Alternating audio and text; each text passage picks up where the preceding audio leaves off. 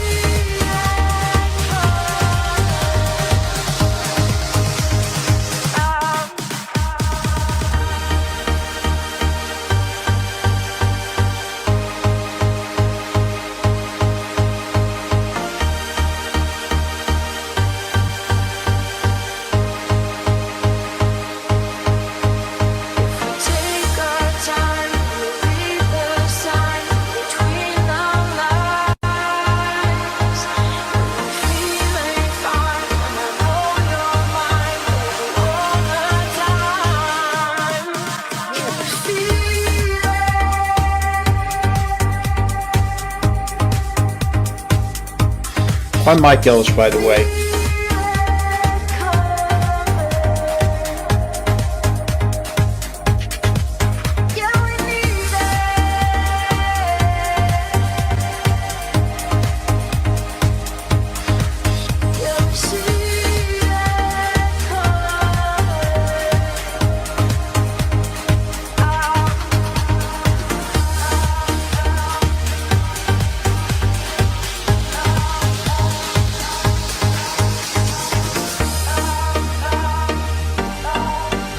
I'm Mike Ellis, by the way. Stop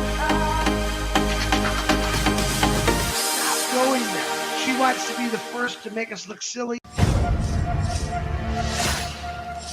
Karma's a bitch. Queen of Karma. Hello, everyone, and how are you all doing today? I hope that you're all doing very, very, very well, and that you are all ready for an update, because today we're breaking down 2 new court filings in the SEC, Securities and Exchange Commission, versus OnPassive case. And these filings are important because they actually mark the beginning of the victim compensation phase. Yes, you heard that right. We're finally at the point where the court is preparing to distribute money back to the people who were harmed. Now, before anyone gets too excited, we're going to talk about what that actually means, how much money is available, and what victims can realistically expect here. Spoiler, it's not a lot, but I guess it is meaningful. So, let's walk through everything together because it's important. Straight to the top where your ears will rupture. That's right. That is right.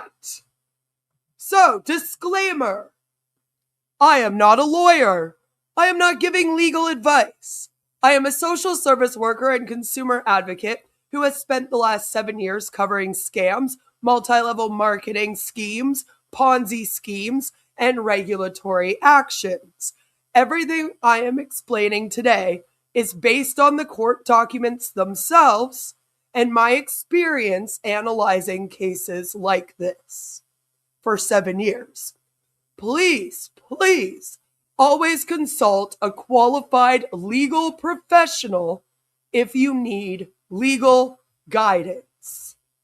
Hello, Mark. Good to see you. Glad you could make it, Violet. It's because of Violet that we have these forms, so everyone thank Violet. As you guys know, there was a final judgment in the case with Ashraf Mufareh and the SEC. And don't worry, they're going to remind us of all of that in the court documents. So let's just get right to it. So this is the first one we're going to go through. These were filed on the 8th of June. And as you can see, it's the SEC as the plaintiff and Ashraf Mufareh and OnPassive as the defendants. Now, Asmahan Mufareh is still listed as a relief defendant, but I don't know why. I thought they took her off. But anyway, so this is a plaintiff's unopposed motion and memorandum in support of motion for an order establishing a fair fund, appointing a tax administrator, and authorizing the SEC to approve payment of the tax-related fees, expenses, and obligations. So, Plaintiff Securities and Exchange Commission, the SEC or the Commission, respectfully moves this court for an order with respect to funds under the court's jurisdiction in this case, establishing a fair fund pursuant to Section 308A of the Sarbanes-Oxley Act of 2002, appointing Heffler, Raditich, and Seta LLP, a certified public accounting firm with an office in Philadelphia, as tax administrator of the Fair Fund to execute all income tax reporting requirements of the Fair Fund, and authorizing the SEC to approve and arrange for the payment of the tax obligations of the Fair Fund and related fees and expenses of the tax administrator from the Fair Fund without further court order. The appointment of tax administrator is necessary to ensure that the funds are maintained and distributed in compliance with the federal and state laws. The memorandum in support of the motion is below. So on August 11th, 2023, the Commission filed a complaint against Ashraf Mufareh, OnPassive LLC, and Asmahan Mufareh, Ash's wife, as a relief defendant. The complaint alleged that from July 2018 to at least August 2023, Mufareh fraudulently offered unregistered securities targeting investors in the United States and around the world through his multi-level marketing MLM company, OnPassive. On October 14th, 2025, the court entered a final judgment against Ashraf Mufareh and OnPassive. The court ordered OnPassive to pay disgorgement of $26,220,364, prejudgment interest of $1,218,528.40, and a civil penalty of $4 million to the Commission. The court also ordered Ashraf Mufareh to pay a civil penalty of $4 million to the commission. The commission holds $4 million paid by Ashraf Mufareh pursuant to the final judgment, plus accrued interest earnings, comprising the distribution fund. The total amount in the distribution fund is $4,145,159.32. No more monies are expected. The distribution fund is held in an SEC designated account at the United States Department of the Treasury and will be distributed to harmed investors pursuant to a distribution plan to be approved by this court. Any interest accrued will be added to the distribution fund. The commission now moves the court to establish a fair fund for the $4 million paid by Ashraf Mufareh and any future funds collected from defendants, plus accrued interest and earnings pursuant to Section 308A of the Sarbanes-Oxley Act of 2022, which provides in relevant part as follows. If, in any judicial or administrative action brought by the commissioner under the securities laws, the commission obtains a civil penalty against any person for a violation of such laws, or such person agrees in settlement of any such action to such civil penalty, the amount of such civil penalty shall, on the motion or at the direction of the commission, be added to and become part of a disgorgement fund or other fund established for the benefit of the victims of such violation. The commission brought this action under the federal securities laws and collected a civil penalty from Ashraf Mufareh pursuant to the final judgment. Accordingly, the requirements of Section 308A of the Sarbanes-Oxley Act of, now it says 2002, have been satisfied, and the court should establish a fair fund to facilitate ultimate distribution of the funds to investors harmed by the defendant's conduct. The creation of a fair fund is a precursor to submitting a plan of distribution for court approval and ultimately distributing funds to victims of the violations of the securities laws. The SEC intends to appoint a distribution agent, develop a distribution plan, which will be called plan, and then seek court approval of the plan. So then they need to appoint a tax administrator. Yay! Hey, pig hand wavings to you two. Hey, Mr. Level, good to see you. And I know this part's boring, but don't worry, we're going to get through this. So basically, this part explains that we need a tax administrator on behalf of the fair fund. So they have to appoint one and authorize them to take all necessary steps to enable the fair fund to obtain and maintain the status of a taxable qualified settlement fund, which is what this is called when they pay it back. So the SEC recommends the appointment of HRS as tax administrator for the QSF. They say that they are experienced, they are a tax consulting service, and they are good until 2030 to practice as of right now, so it should be good. So they're going to obtain And they're doing all of this for $2,000, a fixed fee. And they're going to obtain a federal employer tax identification number for each QSF. Prepare the file federal and state income tax returns as required. When required, calculate quarterly estimated tax payments and provide information to the SEC so that payments may be made timely.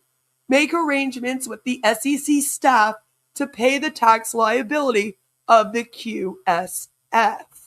Calculate and recommend retention of a reserve for penalties and interest to be assessed as a result of any late filing of tax returns and or late payment of taxes.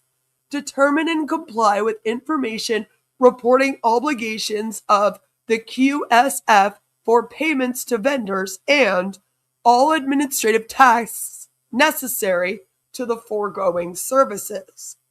Additional tax compliance services would be provided at the SEC's request and billed in accordance with HRS's agreement with the SEC. They have allegedly served as a tax administrator for numerous QSFs requiring compliance similar to the Fair Fund. And so because of that, that's why the SEC said these are the guys to do it. So, authorization to pay the tax obligations of the Fair Fund and tax administer fees and expenses. In an effort to meet tax payment deadlines, avoid the assessment of late payment penalties, and make timely payment to the tax administrator for services provided, the SEC further requests that SEC staff be authorized to approve and arrange for the payment of all tax obligations of the QSF and reasonable related fees and expenses of the tax administrator from the Fair Fund without further court order. The SEC staff follows a rigorous process for reviewing and approving invoices before payment is made. The SEC's Office of Distributions requires and reviews in a multi-step process detailed invoices from the tax administrator that describe the work performed, the billing rate, and the time expended on each task. If the court authorizes the SEC staff to approve and arrange for the payment of taxes and related fees and expenses of the tax administrator without further court order, the SEC staff will use its expertise in distributions and knowledge of this specific distribution to review all proposed charges. The SEC staff will approve and arrange for payment of only appropriate and properly documented taxes and related fees and expenses of the tax administrator. Authorizing such approval and arrangements of payment ensures timely and efficient payments of taxes, reducing the risk of late tax payments and penalties, and ensures timely payment of the related fees and expenses of the tax administrator. All tax payments and tax administration fees and expenses will be reported to this court in the final accounting of the Fair Fund once all court-authorized distributions have been completed. Wherefore, for all the foregoing reasons, the SEC respectfully requests that the court grant this motion and such other relief as the court deems just and proper. And as you can see, it is signed by them and dated for June 8th. And here is the certificate of service. So they also electronically filed this. So that is the first document that we are reading. And this is what is called Document 61. And basically, Document 61 is the SEC saying, hey, Judge, we need to set up the Fair Fund so we can eventually pay victims. We also need a tax administrator to handle the tax side of things, and we need permission to pay those tax-related fees directly from the fund. That's it. It's procedural, but it's a big procedural step. The SEC explains that the commission holds over $4 million paid by Ashraf Mufareh. The whole thing totals again $4,145,159.32. This is money the SEC already has in its possession. It's sitting in a treasury account, it's real, it's secured, and Ash cannot touch it. The SEC then asked the court to officially create the Fair Fund. They have to technically do all this legally with them. Appoint the tax administrator as HRS, and then allow the SEC to pay tax obligations and fees without needing to come back to the court with one of these every time they have to pay something. This is all standard in SEC fraud cases. And the next one that we're going to be talking about is what I will call document 62 or document 623, because, the case number 623. Anyway. And what this is I'm not going to sit here and read this entire thing to you. You'll be really bored. But trust me when I say that basically they go over what the SEC asked for, and that, they wanted Heffler, Ryatic, and SATA, HRS, as the tax administrator of the Fair Fund. And this is basically the judge granting it on June 9th. So the judges read all this, and they have said, you know what? That's approved. Go ahead. They grant everything that the SEC asked for. It literally says the court establishes a fair fund regarding the $4 million paid by Ashraf Mufareh, and the court appoints HRS as the tax administrator, and the court authorizes the plaintiff to approve and arrange for the payment of all tax obligations without further court order. And this means that the judge has officially opened the door for the SEC to begin the victim compensation process, which sounds like some really good news. I know you guys are probably like, oh wow, the victims are going to get compensated. Woohoo! But now let's get into what this all means. So what does this all mean in even more plain language? The SEC won. The enforcement phase is over. The penalties are final. The money has been collected. Now, they didn't collect as much as I thought. I mean, I thought it would be at least $8 million because, but what do I know, The court is now preparing to pay victims. This is the first step in the restitution process. The money is real and already in the SEC's hands. Over $4.1 million is sitting in a government account waiting to be distributed, which sounds like a lot when you just say 4.1 million. I mean, I don't have 4.1 million. Do you?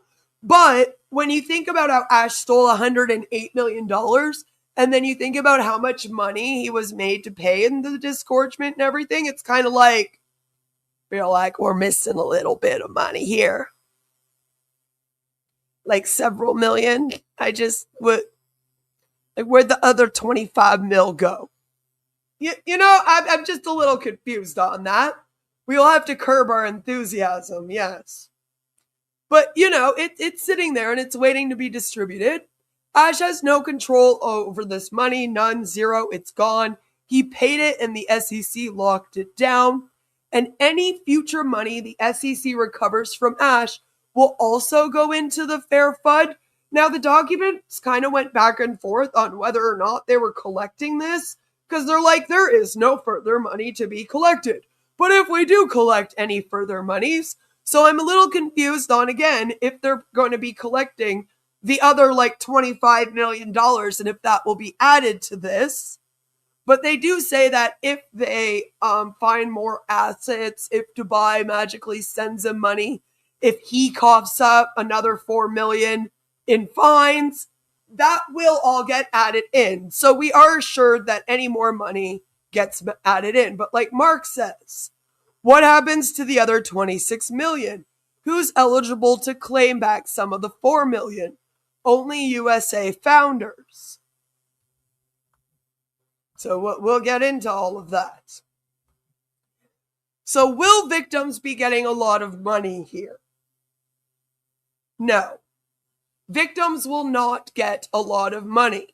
And I'm not going to sugarcoat that. OnPassive took over $26 million. The SEC has recovered $4 million. That's a fraction. And that $4 million has to be taxed, administered, and then divided among thousands of victims. So yes, payouts will be small. We're talking victims will be lucky if they get the full $97 buy-in back, depending on how many people file claims. This is not because the SEC doesn't care. It's because Ash spent the money, hid the money, or never had the money he claimed to have. And we do know that he hid a lot of it in crypto. We also know that he did spend a lot on marketing. But this kind of thing is unfortunately extremely common in Ponzi MLM hybrid cases. What does this mean for Ash Mufareh?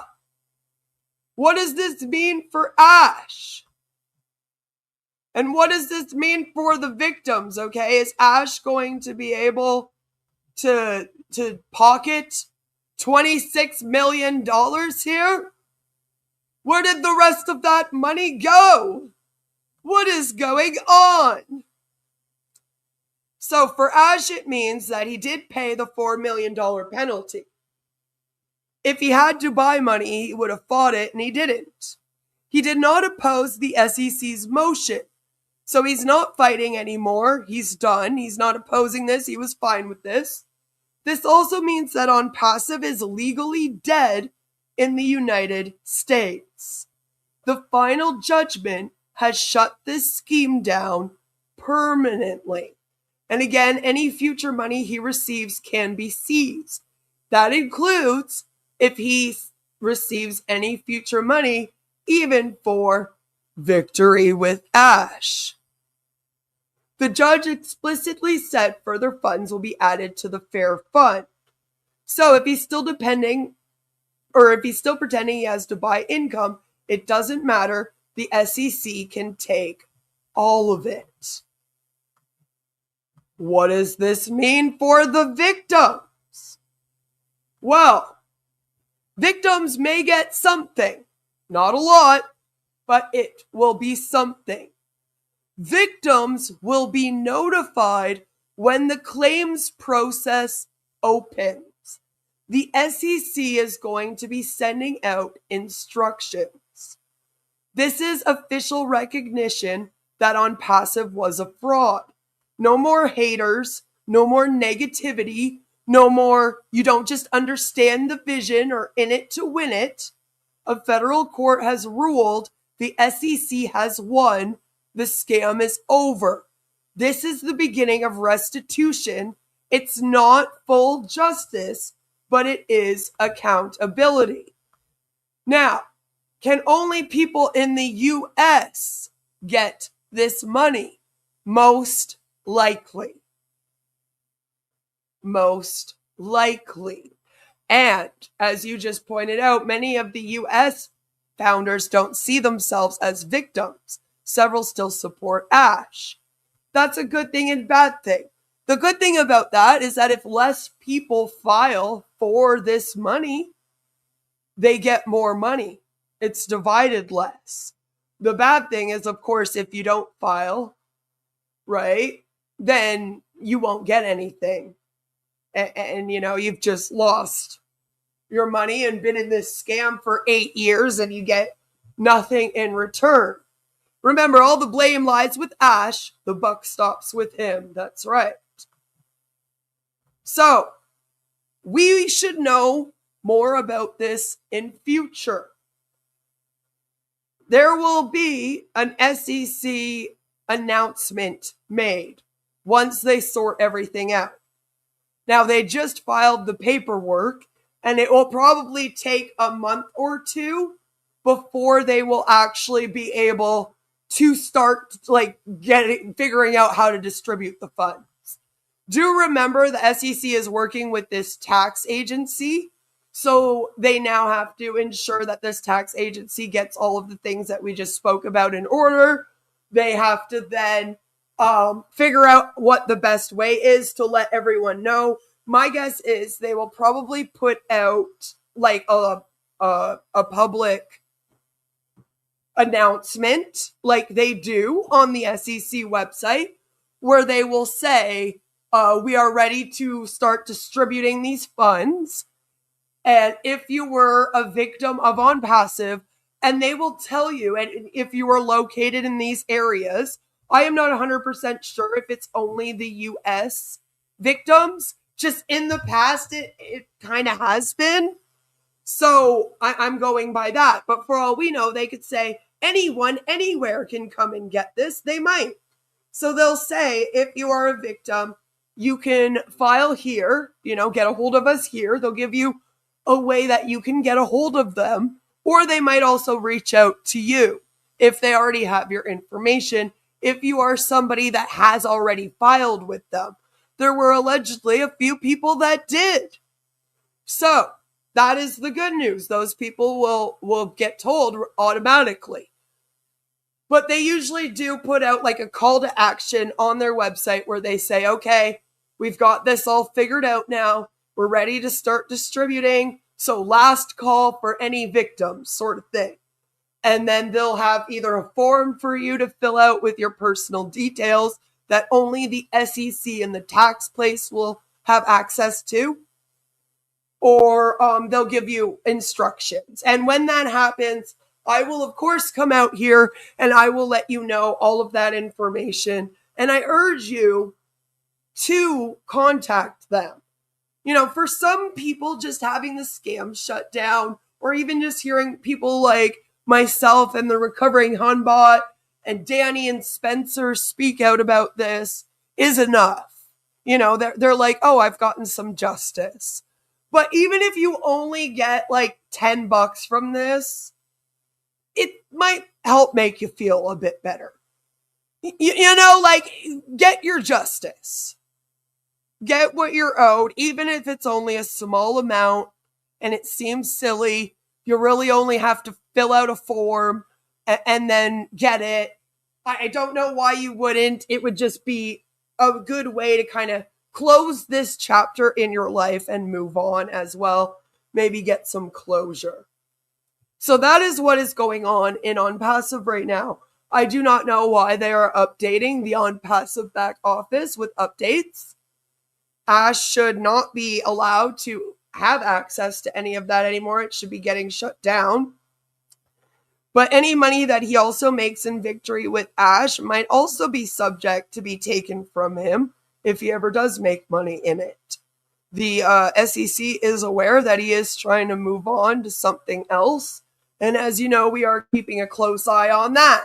So he won't really get away with hiding any money from victory with Ash. So you don't really have to worry about that. They're going to be paying close attention to his finances, including this tax agency. They'll also be looking at it. So it's not like he'll be able to really hide any money that he hasn't already hidden. Hope all is well with you, Mr. Level.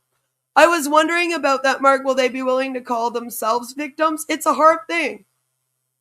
It's a hard thing. And I say, you're not really victims. You may be victim of the scam, but be a survivor, right?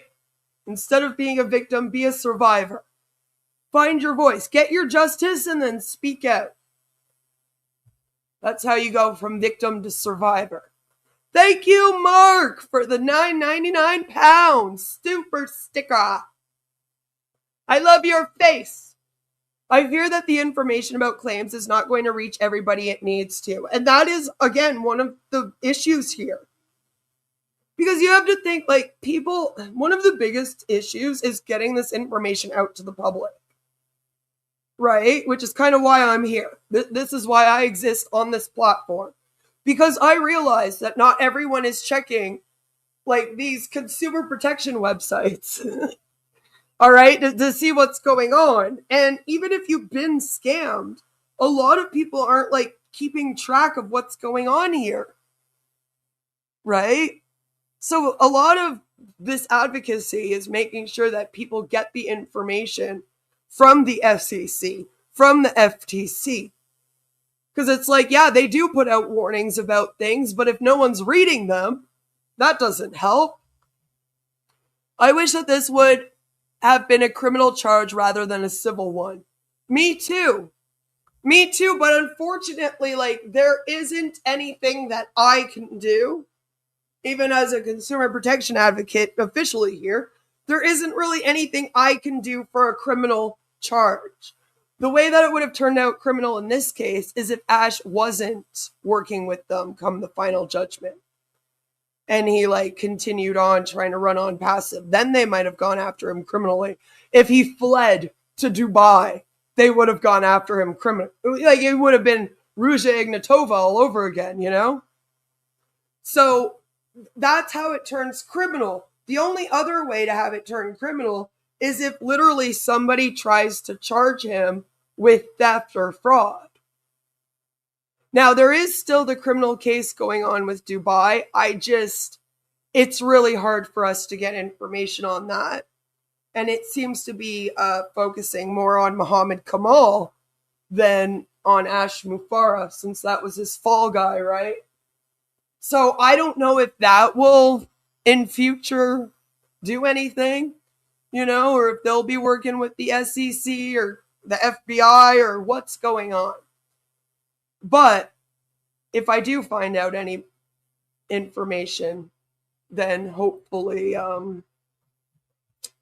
that means that, you know, more stuff is going on.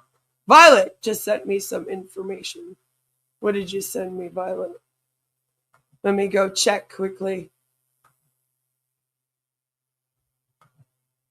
Alrighty, let me see.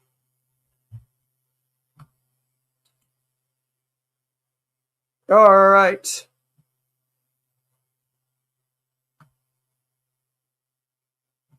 Let's see if I can do this.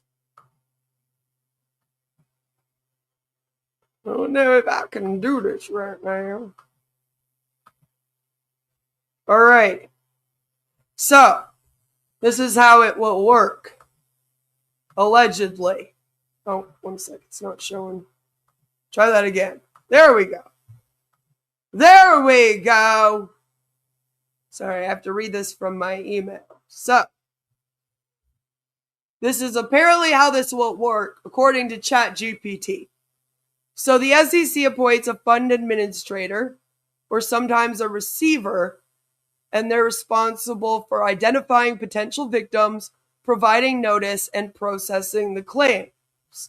Direct notification to identified investors. So where records exist, they will send direct notices via email or physical mail. And they'll include a description of the case and settlement, eligibility criteria, a claim form, and deadline for submission. This is the most targeted method and is used for known victims. Then they will also do a public announcement. So I don't think that they have a formal case-specific website yet. They might set one up. But the SEC website will definitely do a enforcement in the fair funds or distribution section. And they will most likely also issue a press release. That's what I was looking for, the word earlier. They'll do a press release telling everyone what to do. And I'm sure that some newspapers might cover this. I doubt it, though. And then the court or SEC, they are getting the HRS, I believe, to distribute the funds. They'll give you a deadline, often 60 to 120 days after the notice. You'll have to complete a proof of claim form.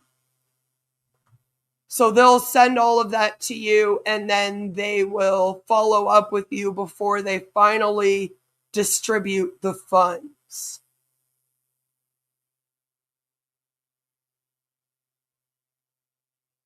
So, all interesting information. I don't know if their legal system is very transparent, should we say? Yeah. Yeah, it's a little... I'm still wondering what happened to the other 26 million. You would think that they would throw that into the fund as well and also distribute that. Like, what's going on with that money? Is that the fees and the taxes? Is that how much it took? Lord, it just seems like a lot. You know? But that's what's going on. And this is why these schemes suck. And why I just think that these schemes should all be made illegal. The fact that there's such a thin line between multi-level marketing and pyramid or Ponzi schemes.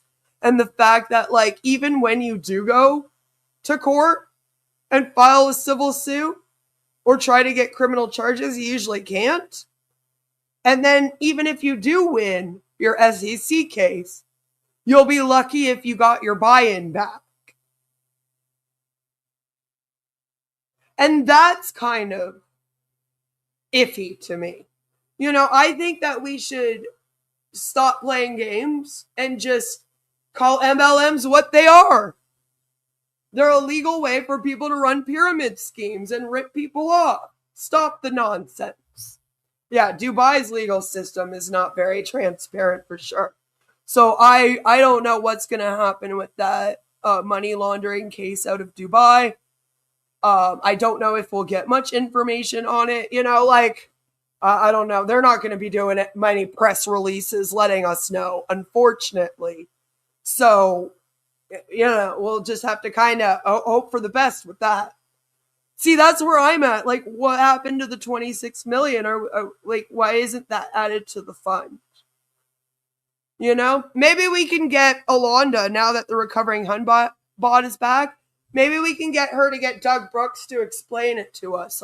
You know, because that's really the only question I have that I cannot answer for all of you, is why that other 26 million is not included. It usually is. Like, they usually try to pool all of the money in.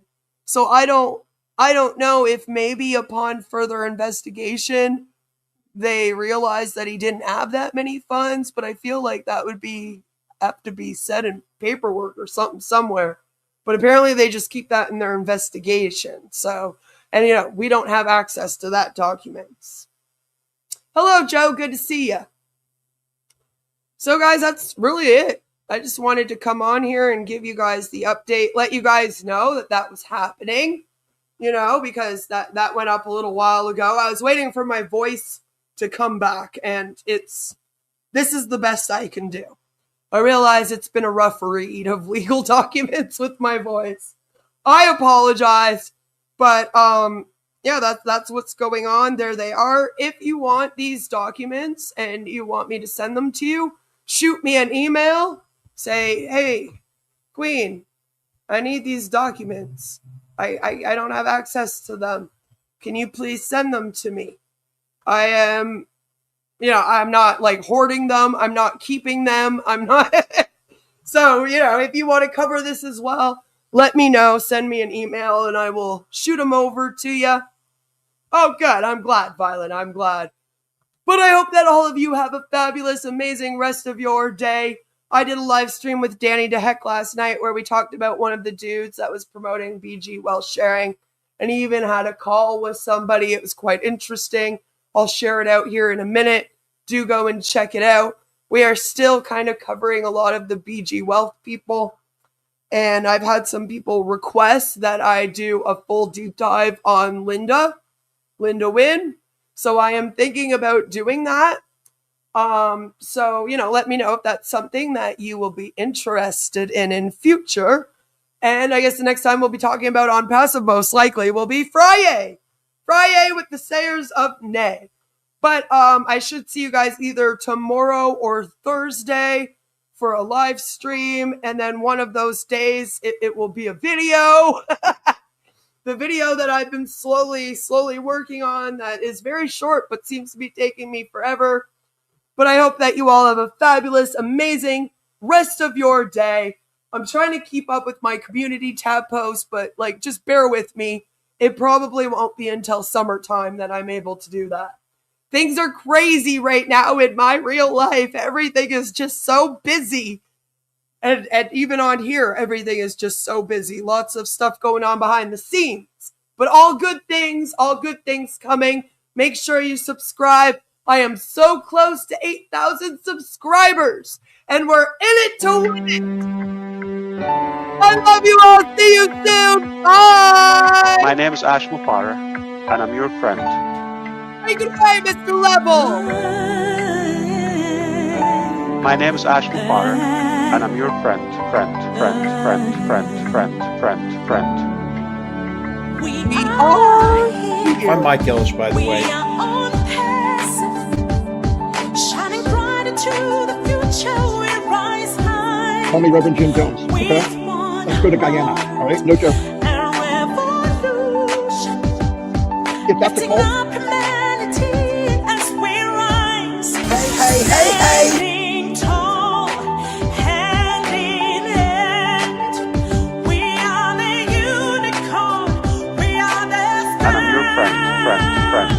Friend.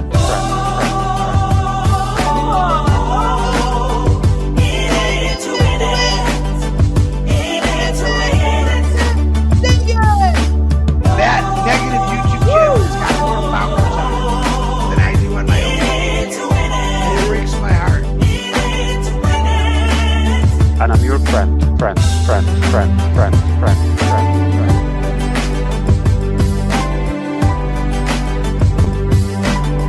My name is Ashraf Mufareh. If you're rude, if you've been doubting or spying or we know who you are, Stop going there. She wants to be the first to make us look silly. Yeah, Queen of Karma's on there asking for a debate. That's the lady I brought on. Her debate was 3-minute Ash. Another Queen of Karma person. Asking about why don't we answer the question about religion.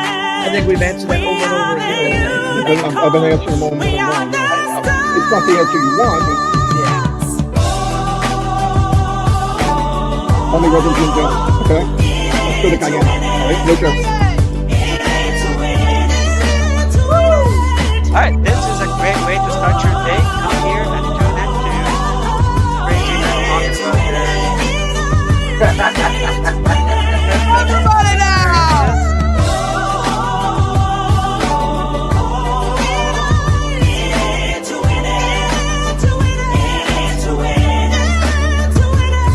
My name is Ashraf Mufareh, and I'm your friend.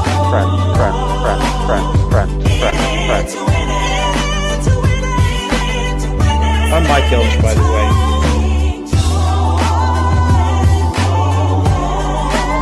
And I'm your friend.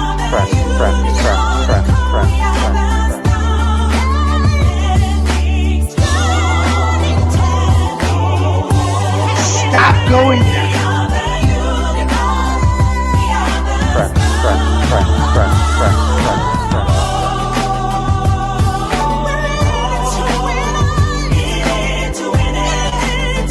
That negative YouTube channel has got more followers on it than I do on my own YouTube channel.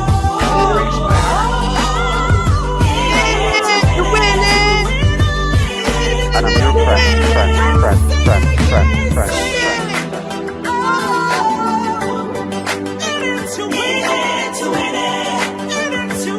My name is Ashraf Mufareh.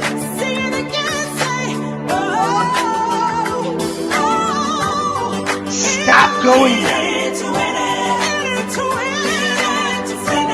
Yeah, Queen of Karma's on there.